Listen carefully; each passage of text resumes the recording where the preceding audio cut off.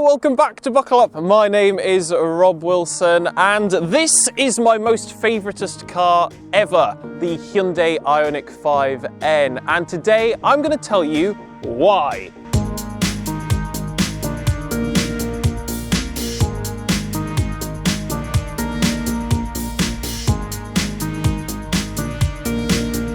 Okay, so let's start at the front as we usually do, where I will talk about the styling because I really like how this car looks. Obviously, because this is an N product, it's in this fantastic blue that's only on the performance N models. You also get the orange detailing in the middle here around the bottom of the splitter. And basically from here down, this is all new aero-y, splittery, sporty stuff. And this grille that actually lights up on the normal 5 is air intakes on this one. Obviously, we've also got badging. So we've got the N badge, and because it's an N model, we've got the blacked out Hyundai badge as well on the bonnet. But then down at the side, you have some lovely 21-inch wheels. You've got flared wheel arches. You've got a big crease, which follows on from the normal 5, but it just somehow looks better in this matte coloured paint. You've got a skirt going the whole way along the bottom of the car, also in the N orange paint. And then you've got some aero stuff going on this rear wheel arch. It's also worth mentioning, in case you didn't know, that the Ioniq 5 has pop-out door handles, because this is the N. We've got black mirror caps.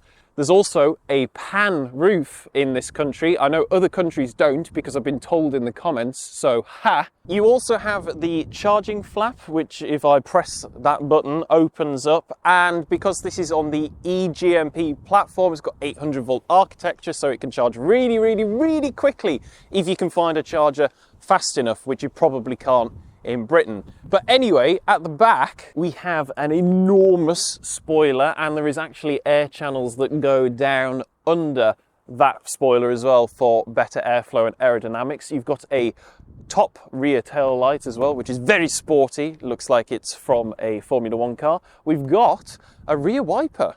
Check that out. Hyundai listened to their customers, because everyone complained that the back screen got really dirty in winter, like this one is now. Again, blacked out Hyundai badge, Ioniq 5 script going across the rear light bar.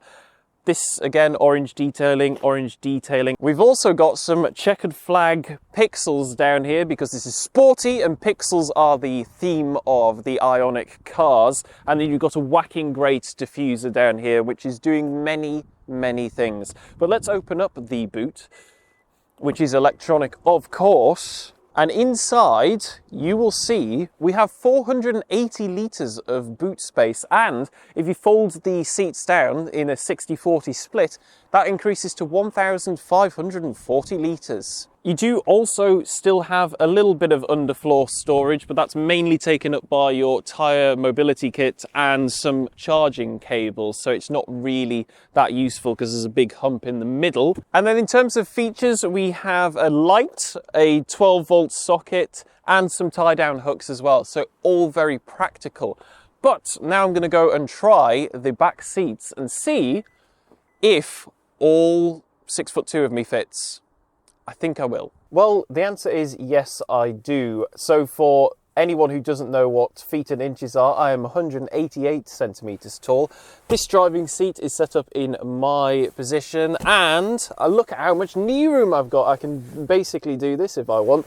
And these seats do recline as well if I want to, if the parcel shelf can be moved about and all of that sort of stuff. So I can have even more room if I want to.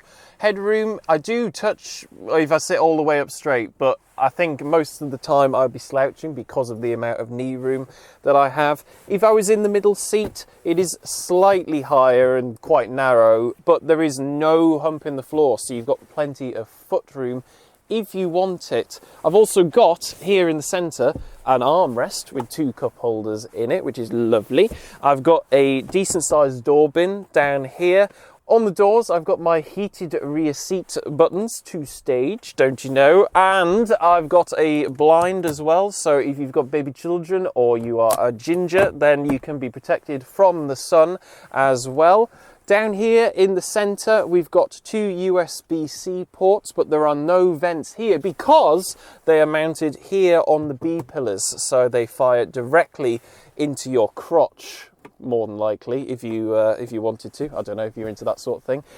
We've got Isofix for children as well, so if you want to fit a baby seat, that's all good. But now, let's have a look up front and see what's going on up there. Well, up here, it's very, very nice indeed. I've got two big screens in front of me. The one in front of the driver is obviously for the driving stuff, so your speed, your range, how much power you're using. Obviously, you can scroll through many different menus with the buttons on your steering wheel. You've got your cruise control functions and your self-drive stuff on this side. You've got your volume and phone and all of that sort of stuff on this side. One feature that I must shout out is if you press and hold the volume button, it mutes the speed bong stuff, so it's quite a good shortcut for that. You don't actually have to press anything in the screen to do that, so that is a welcome addition. The central screen is your infotainment. Obviously, you just hook up your Apple CarPlay and your Android Auto, so you use your maps and everything. It's fairly responsive and easy to use. And then below that, you've got your screen button, the things that isn't quite a screen, but it's like haptic, and that's where you control your climate settings. So you tap on the buttons and things happen, and it is pretty responsive, to be honest, but I would rather just have a button or something like that. Your heated seat controls and heated steering wheel controls are accessible through this as well. You just have to press that and then go up onto the screen and turn either one of those on. I, again, would rather have proper physical buttons like, say, the Kia EV6 does, which is the sister car of this, so I'm not sure why that couldn't be incorporated. Below that, you have a tray in which you can put your phone and that can wirelessly charge, and you've got a couple of USB-C points as well. You've got a couple of shortcut buttons here for the parking cameras and parking systems. So you've got full 360-degree cameras and cameras on the front, back, wherever you need to go. You've got another USB-C here and a 12-volt socket. So if you need to charge anything in this car, you will be fine. And then you've got a quite big bin down here, and there's a couple of cup holders that you can push a button and they pop out. So you can either use it as just storage or for cup holders, and there's space in the door bins as well. In terms of other practical things, the glove box is now a glove box and not a drawer like it is or used to be, and it's actually a decent size, which is great. These seats are lovely, by the way, and the N illuminates as well here, so that is very fancy. There's also an armrest with a bit of storage in there as well. You could probably get a tissue box or something in there, but not much else. But what I really, really want to do is go and drive it, because that's where the magic happens. Right, okay, so out driving the 5N, and this is where this electric car is just head and shoulders above all of the competition. It's completely changed the game, this car, in terms of what a consumer can expect an EV to offer. So I'll quickly run over the stats. So you get 600 and a bit horsepower, but if I press this little button on the steering wheel labelled NGB, standing for N-Grin Boost, then that temporarily increases to 640 PS and 740 Newton meters of torque. So quite a lot. So if I press this now, I get 10 seconds of boost. Oh my God. And then you have to be careful, because obviously you very quickly head towards the speed limit, but it really chucks you back into your seat, and it's just so much power in a car like this. You know, it's a family car. It's ridiculous what an EV can do. But that isn't even the best button, because if I press this N button on my steering wheel down here, the engine kicks in, which might sound weird because this is an electric car, obviously, but the paddles that I normally use for regen, I can change So it becomes an actual gearbox, but not an actual gearbox. It's all fake. There is just one speed in this car, but this simulates having gears, and it sounds like an engine is on. So it's completely messing with your mind, because it is just all fake, none of it's real, but I promise you, it feels exactly like you're driving a petrol car. And really, that's what us driving enthusiasts want out of an EV. You've got the benefits of the EV in terms of the huge amounts of power that are available. You're not damaging the environment with any tailpipe emissions. And now you can get it with a simulated gearbox. So, drop a cog and put my foot down. That is just 100% tricking my brain into thinking I'm driving a petrol car. It just... I'm blipping the throttle. How is that possible? And it's not like the Abarth system where it just makes a noise and drones at you. It's actually got a 8-speed gearbox, sort of, and I can see what I'm in. So if I'm in 8th gear and I put my foot down, it responds like a car would if you put your foot down in 8th gear. It doesn't give you all of the power. It's flipping brilliant how it works. Look here, so drop a cog in 3rd, drop a cog 2nd. And you get that like brake when you pull the paddle that you would when you pull a paddle in a conventional ice car. It's really, really impressive, and I think it's sort of spoiled it for everyone else now. Everyone's probably scrambling to do this. You know, this is a Hyundai. Porsche aren't doing this. BMW aren't doing this. How has it taken Hyundai to be the ones that are on the side of the driving enthusiast? And if you get annoyed by it, you just press the button, it's off. Completely normal EV again now. It's genuinely groundbreaking, and it should be applauded forever. It is so good. Now, I got so excited with all of that trickery that I didn't tell you that this car can go from 0 to 60 in 3.3 seconds, which is, again, ridiculous. It can go a top speed of 160 miles an hour, which is more than enough. But how does it drive? Well, we do have various different modes, which I can toggle with my drive mode button. So we've got Eco, Normal, and Sport. Now, if you go into Sport, you can still have it in quiet EV mode, and that's what I love about this. You don't have to have the engine on, basically, if you don't want to. And then if I press this button, it goes into race mode, and that turns off the traction. And then I turn my engine on. Oh, I get pops and bangs! Oh, and that noise is so much louder. That's ridiculous. How's it doing pops and bangs? It doesn't have an exhaust. But the steering, it's not the most, I'm not getting the most feedback from it, but I know exactly what the car is doing. I've got all-wheel drive,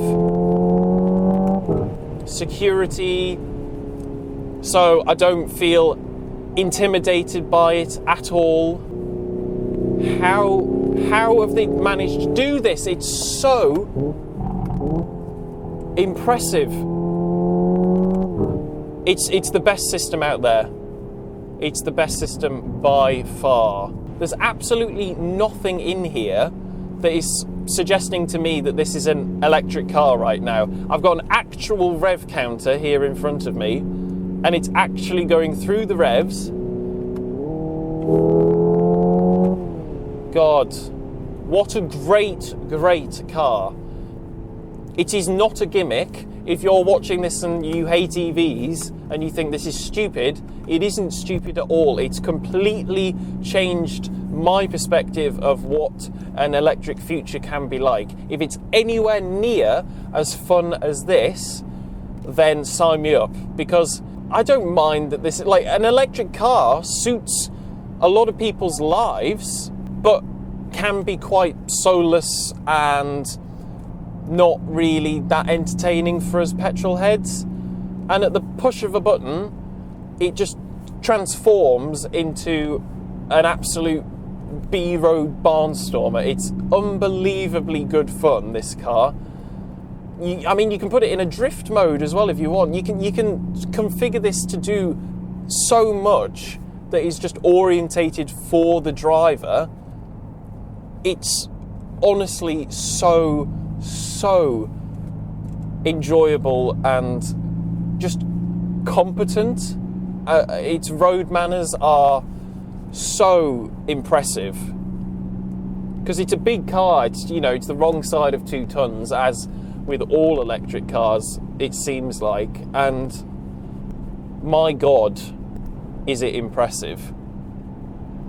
The only real downside, let me pop this back into eco and turn that off.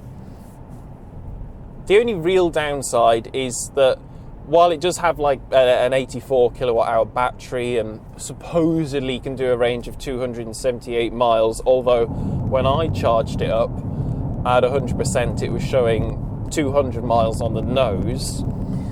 But I am in winter, it is like 4 degrees, 5 degrees, so that does dampen the range on the battery somewhat. But how many times are you driving 200 plus miles in one go? I would argue not that often without having to stop for a wee or some food or something. So even that you can get around. The price, it's about £65,000. There's only one real option, which is if you want the sunroof or not. It sort of comes as standard with everything. You know, heated seats, cooled seats. You've got all of this stuff as standard. It's a lot of car for the money, in my opinion.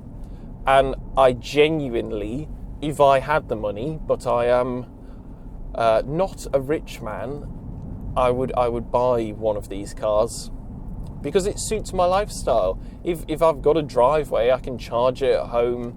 You're not having to rely on that network. But if you do need to use it, you've got the fast charging capabilities. If you can't tell, I really like this car. And with that, let me head back and I will do a conclusion.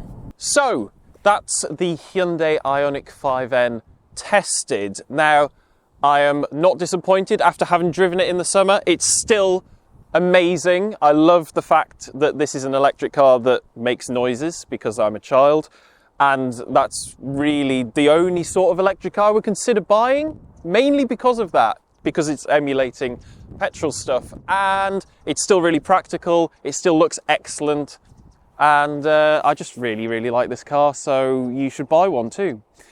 So thank you very much for watching. If you've enjoyed the video, make sure to give it a like, comment down below and let me know your thoughts on the 5N, but most importantly, please do subscribe to the Buckle Up YouTube channel and ding the notification bell so you never miss one of our uploads.